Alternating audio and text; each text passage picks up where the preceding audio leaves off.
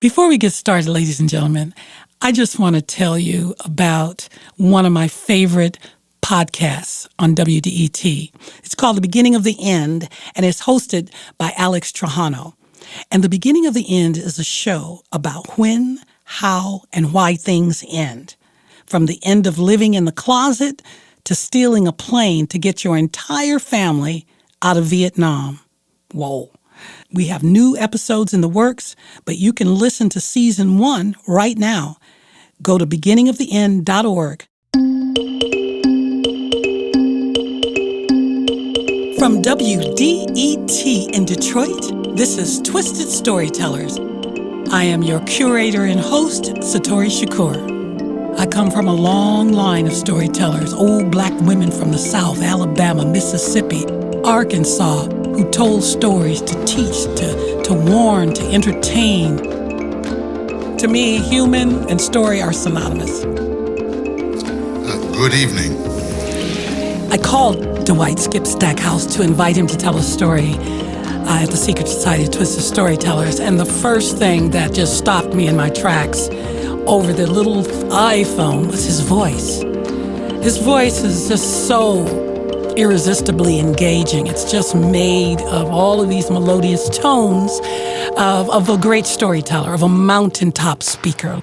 The language that he uses is so eloquent, so poetic, and it's like listening to an urban Shakespeare weave a masterful tale, and that's what you're going to hear with this story, ladies and gentlemen. So I am pleased and proud and excited to introduce you to Dwight Stackhouse.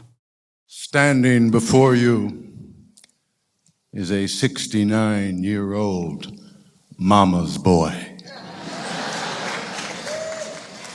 Now, if you know something about love, and you know something about grief, and you know something of the pain of losing someone you love, absolutely, then you will understand my story. Please know I am not talking about the kind of emotion normally associated with that overused word. I was raised here in the city of Detroit when it was a destination spot, when people came from around the globe to enjoy the bounty here. It was once known as the Paris of the Midwest, city of magic. I was one of those tree climbing, marble shooting, insect catching, peeking under the little girls' dresses, kind of all-American boy. But no matter what the activity I was engaged in, no matter what time, no matter what place, I would be overcome by an urge just to see her. And I would scurry down from the tree. I'd run home from the park just to see that she was there and that she was all right. I would find her doing ordinary things, cooking, cleaning, reading her beloved Bible. I'm the fourth of 5 children, 2 brothers, 2 sisters. We were all born into a loving family. My father was a very strict disciplinarian. He was a very learned man. He spoke 4 languages fluently before the age of 20. But he was consigned to menial labor all of his life because of racism in this country and the blessing or the curse, depending on your point of view, that he was born with, inky black skin.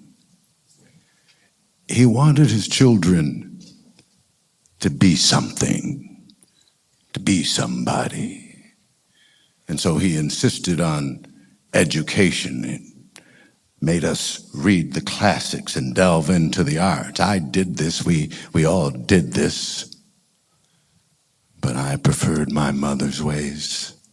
A tender, gentle, earthbound woman who I absolutely adored. She was a religious woman, and she chose, like we all do, a God and a religion that she could faithfully serve. So, leaving behind the religion of her parents, she elected to become one of Jehovah's Witnesses. And she raised all of her children this way. We were immersed in a beautiful fantasy, no less a fantasy than any other Christian hope. Life everlasting on a paradise earth. What a treat for a 7-year-old.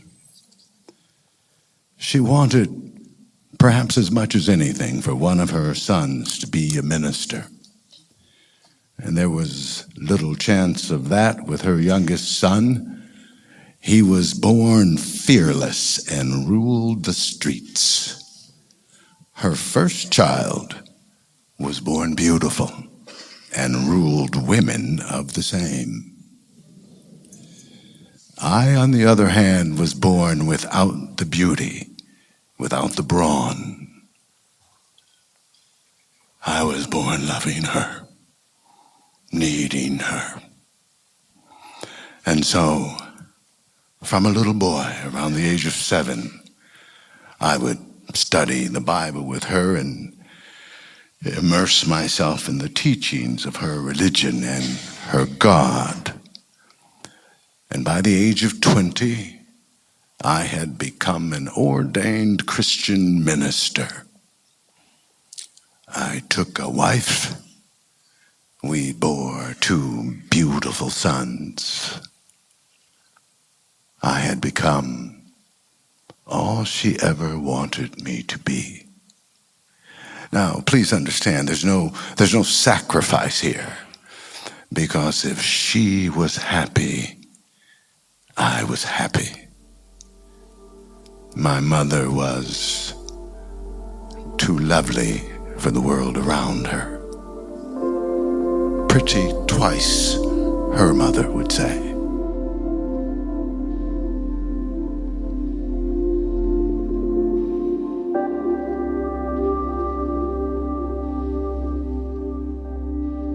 It is 1976, and I find myself in a hospital room where my mother lay dying. She was 54. I was 29. I'm holding her hand, and I'm thinking, if I hold her long enough, if I hold her tight enough, he will not take her. And so I prayed. We prayed. And he took her anyway. And a rage boiled inside of me that I cannot explain. Pieces of me fell off. The better parts of me fell off like molting skin. And when she died, part of me died with her. If he wanted to kill his own son, that was his business. But I could find no way to forgive him for taking my mother.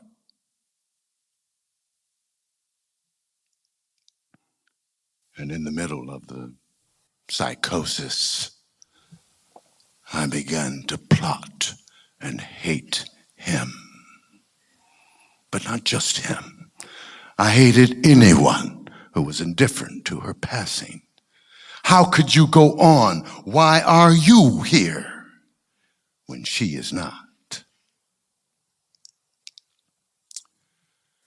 With her last breath, she uttered his name. Jehovah, she said.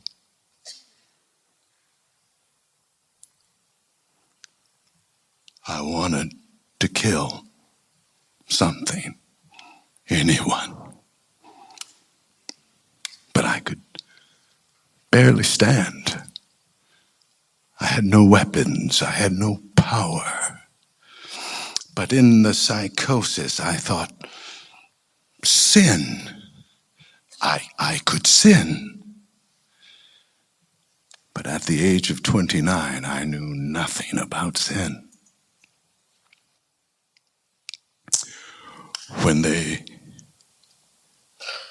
they pried my hands from hers and carried me home to her house, once my home, now just a place of pain, only pain, I wept like that baby. I was 29 years old, but I may as well have been 9. I may as well have been that infant. And so I lost my family, my wife, my boys. I left that religion, all religion, and got drunk. It didn't take much. I got drunk for the first time in my life, and I stayed drunk for 2 years. I found my way into drugs and women. It is not entirely fair to say that I was used by women who took advantage of my grief and my weakness.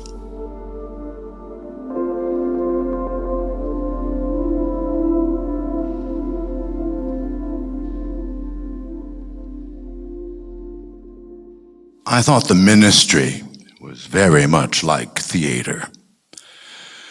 And so I auditioned for a play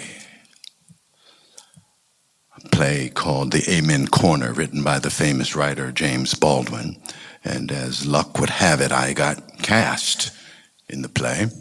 And again, as luck would have it, the director knew Mr. Baldwin, and he asked him if he would come and see the show, and he did. And Jimmy and I spent quite an evening together. And at the end of it, he asked if I would join him on the road, become his business manager. And I said yes to that. I think perhaps my life is looking up. I don't need to be drunk all of the time. I was meeting famous people before his fall from grace: Bill Cosby, Maya Angelou, Marlon Brando. I even found my way to the soft lips of one Jackie Onassis. But it didn't help. Nothing helped. Because you see, there was only her. There was only my mother.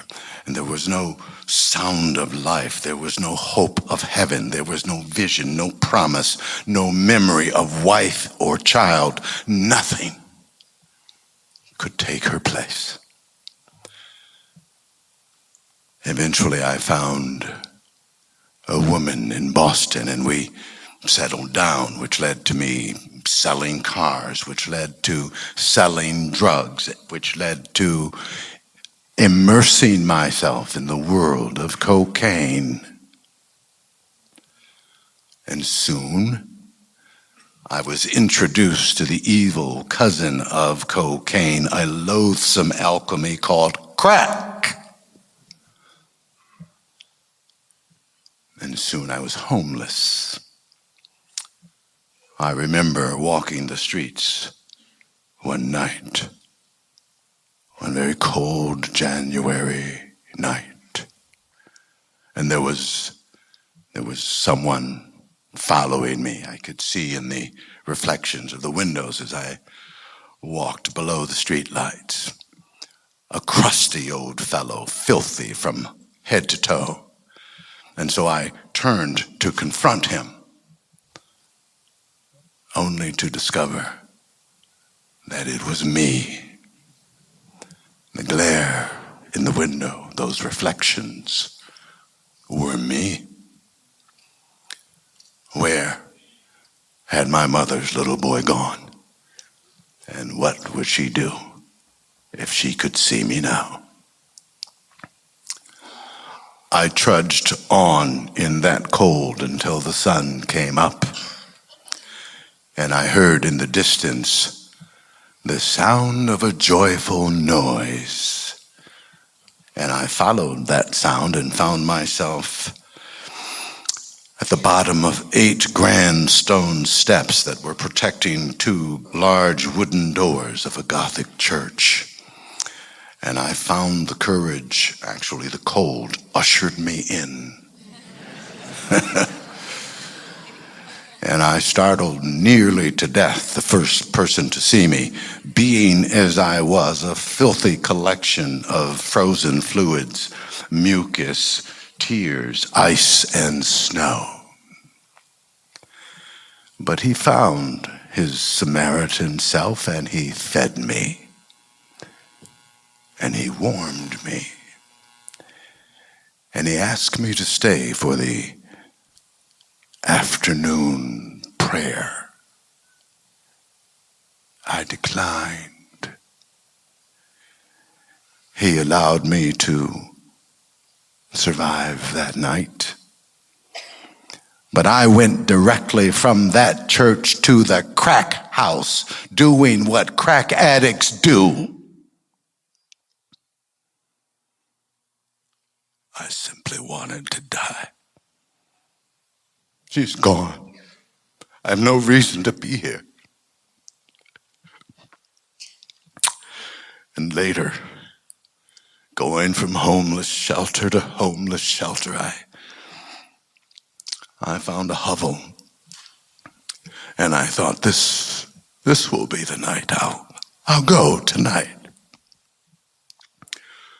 But on the walls of this grimy place, I could see images of my sons. I could see their faces, and they were saying, Daddy, don't do it. But I had to do it.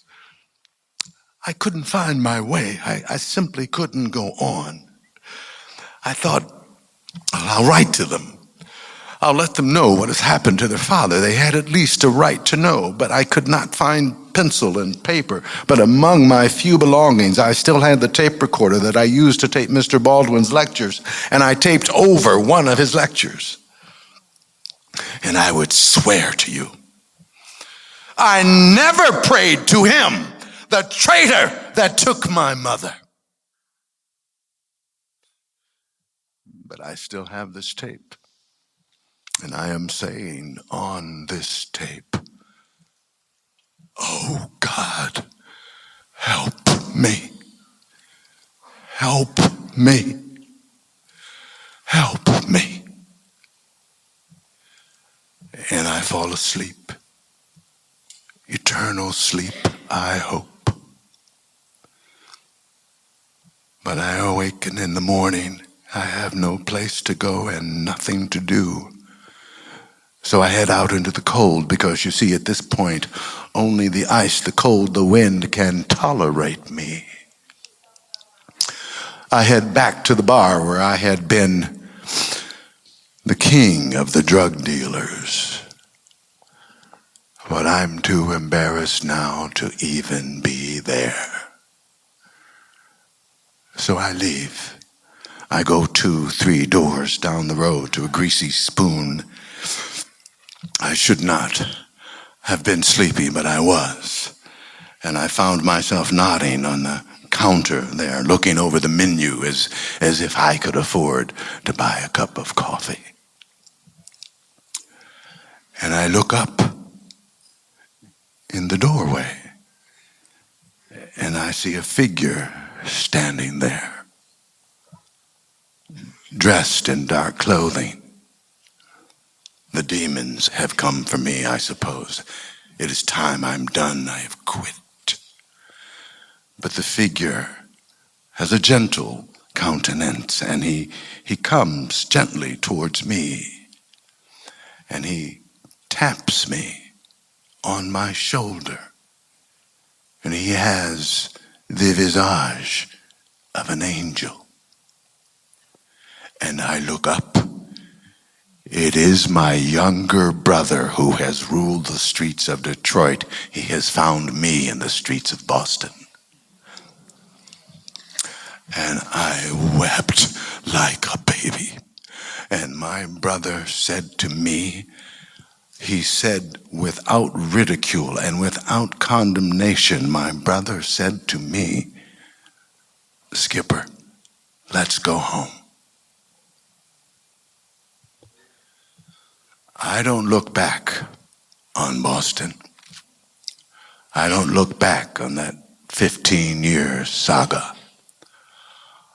On January the 10th of 1988, I was a crack addict. On January the 11th, I was born again and home.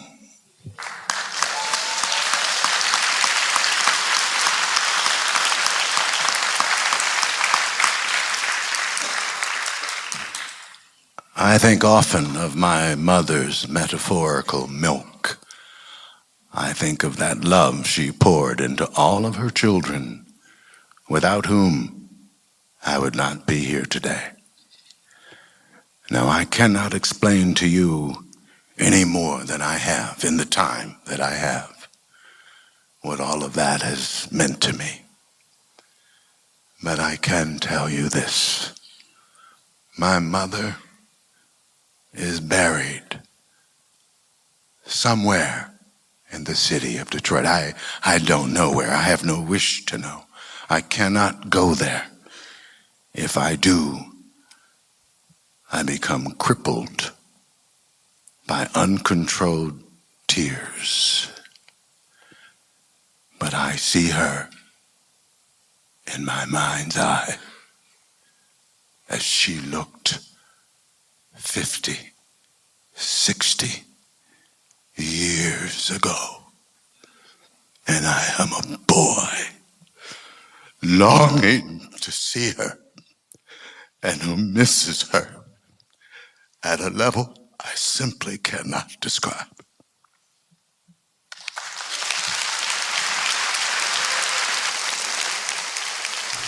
Dwight Skip Stackhouse never fails to move me. His autobiographical novel, Mother's Milk, is available wherever books are sold. So you can get to Dwight Stackhouse's website, www.stackhouseinc.com. And that's Inc, I-N-K, stackhouseinc.com.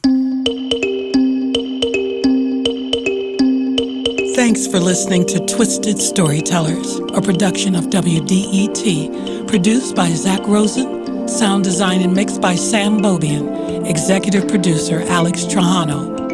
For more stories, please visit www.secretstorytellers.org.